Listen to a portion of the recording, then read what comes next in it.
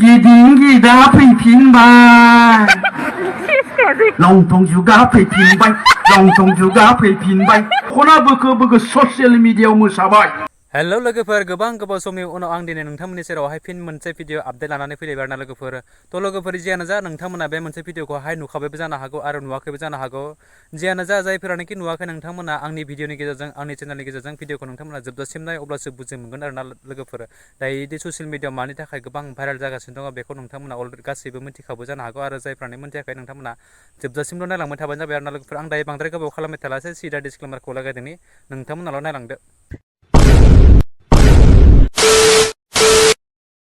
थ' लोगोफोर नोंथांमोना जानो हागौ मोनथिखाबाय बै आंनि थाम्बनेल आरो टाइटेलखौ नायनानै नङा होमब्ला दिनैनि दिनाव आं नोंथांमोननि सेरावहाय मा भिडिअ लाना फैदों बा मा कन्टेन्ट लानानै फैदों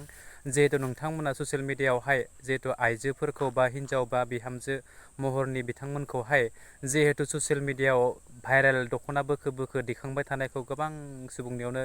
फेसबुकआवनो इन्सटाग्रामावनो इउटुबावनो रिल्सनि भाइरेल जानायखौ नुगासिनो दङ आरोना लोगोफोर थ' बेखौ लानानै जितु दिनै बरगयारी आदानि जितु बे लंथं मेथाइ मडार्न मिउजिक संखौ लानानै दिनै गोबां आइजोफोरा बेफोरबायदि भाइरेलनि रिल्स बानायदों दख'ना बोखो बोखो होननानै आरोना लोगोफोर थ' बेखौ लानानै दिनै फैला जे बरगयारी साराहाय मा बिथोन होदों बा मा बिबुंथि बुंदों बिथांमोनखौ लानानै दिनै मा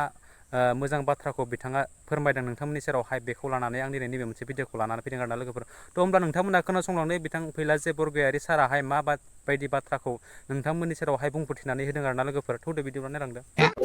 गिदिं गिदा फैफिनबाय लंथं जुगा फैफिनबाय लंथं जुगा फैफिनबाय लंथं मडार्न जुग होननानै बर' बिमाफ्रा दख'ना बोखो बोखो मोसाबाय ससियेल मिडियायाव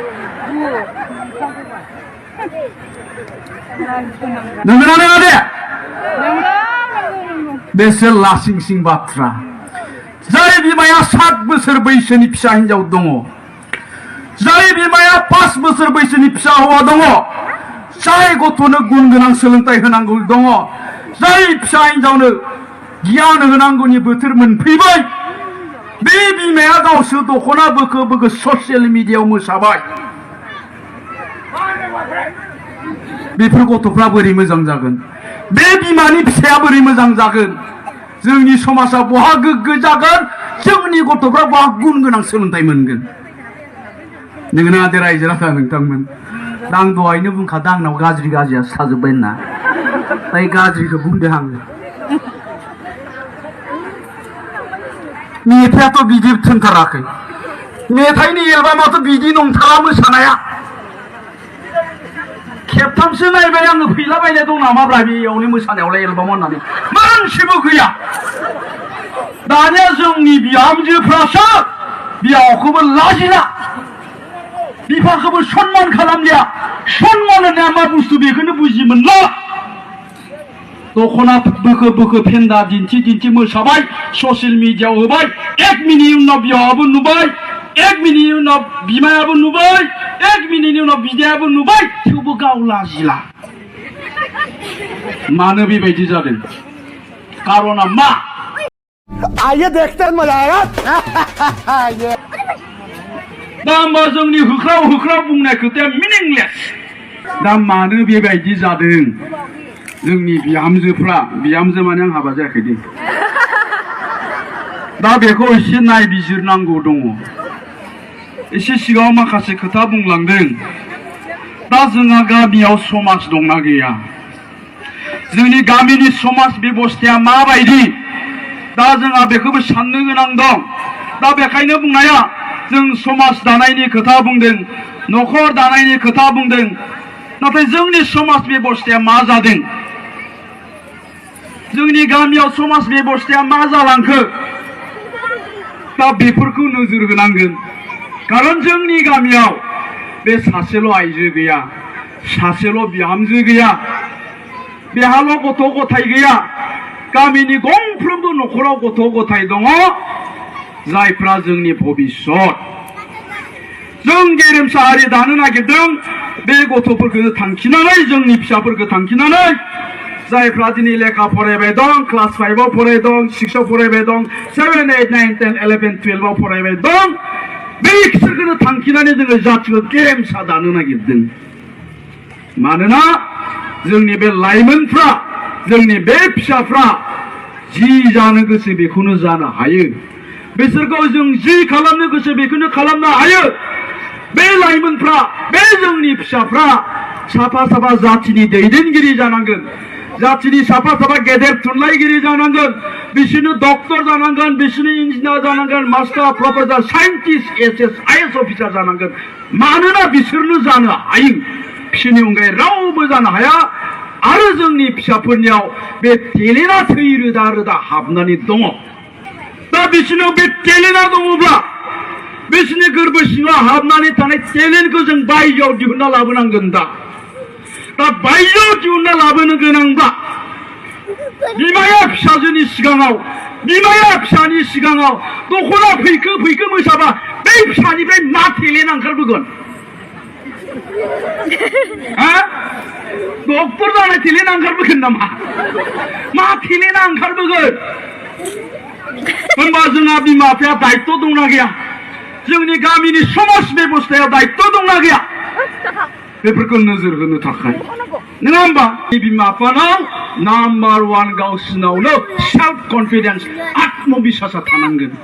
जे आंनि फिसाया मास्टार जानो हायो आंनि फिसाया डक्टर जानो हायो आंनि फिसाया इन्जिनियार जानो हायो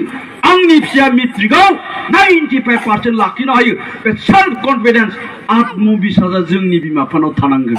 दहाय बुंदों जोंनि गाहाय आलासि बिथाङा अमानो थेमाबो नायनानै होयो अमानो टाइमलि आदार होयो नंगौना फुङावबो होनांगौ सानसुआवबो होनांगौ बिलिफाङावबो होनांगौ अमाया गन्द्रानिफ्राय जै गबाय अमाखौ नागिरथिङो बिमाया माबाया बिमाया नङा बे मानसि बिमाया फै फै फै फै फै फै बहा थांखो ना नागिरथिंबाय बायो गोमाबायसो खोमा सिखाव लांबायसो खोमा होननानै मानो नागिरथिङो खारन साननानै लादों बियो जोंनि सम्पतिया बेनो फाननानै 20,000 मोनगोन बन्दक दोननाय हाखौ बेजोंनो सुख'नांगोन जोंनि सिन्ताया बे अमाखौ जुदि सम्पति साननानै लानो हादोंब्ला नोंनि फिसाखौ नों मानो सम्पति होनना साननानै लानो हायाखै तो लोगोफोर भिडिअ बेनोमोन निश्चय नोंथांमोना जोबजासिम जुदि नायदोंब्ला थारैनो निश्चय हमदांनो हाखाबाय बुजि मोनखाबाय नङा होमब्ला बिथां फैला सारा जे माबायदि बाथ्राखौ नोंथांमोननि सेरावहाय बेखेवना होखो बा नोंथांमोनखौ बुजायलांखो आरोना लोगोफोर नोंथांमोना बयबो अननानै सोलायदो बाजैमोन आब'मोन आदै मादैमोन नोंथांमोना नङा होमब्ला आइजोनिफोरनि जितु माबाफ्रा बांसिन बेफोरबायदि सन्माना नस्थ' जायो नालाय नङा होमब्ला लोगोफोर आमुगनि बिहामजो आमुगनि हिन्जावा बा आमुगनि फिसाजोआ बेफोरबायदि बांद्राय जाबाय होननानै लोगोफोर मेथाइआथाय ओरैबायदि मेथाइमोन जाहाथे बेफोरबायदि मेथाइखौ लंथं दख'ना बोखोनानै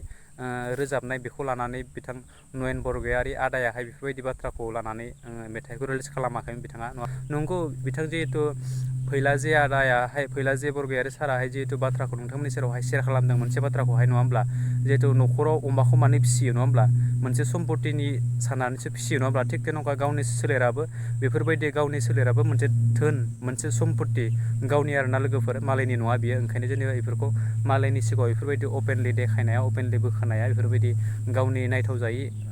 बुंथाव जाथावि बेफोर अंगखौ बेफोरबायदि खालामनाया मोजां नङा होननानै आं सानो आरोना लोगोफोर माने जोंनि बर'फोरा सोलायनो नाजादों लोगोफोर थ' जियानो जा आरो जोबथारनायाव आं आरो बांद्राय बुंलासै जिहेतु नैबे मोनसे भिडिअखौ आं फिन खेबसे दिनै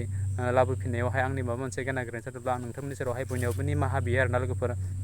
थ' जोबथारनायाव आरो मोनसे बाथ्राखौ बुंबावनोसै लोगोफोर नोंथांमोना भिडिअखौ नायनाया नाथाय आंनि चेनेलखौ साबस्क्राइब खालामलाङा आरोना लोगोफोर फिन भिडिअखौ नुफिननो थाखाय नोंथांमोना अननानै प्लिज आंनि चेनेलखौ साबस्क्राइब खालामदो आरो बै खनायाव थानाय बेल आइकनखौ नोंथांमोना दाबायना लादो आरोना लोगोफोर जाहाथे गोदान भिडिअ होयोब्ला नोंथांनाव गिबि नटिफिकेसन सहैनाय बायदि स' थेंक इउ स' माच आरो नेक्स्ट भिडिअ फिन खेबसे लोगो मोनगोन बाय बाय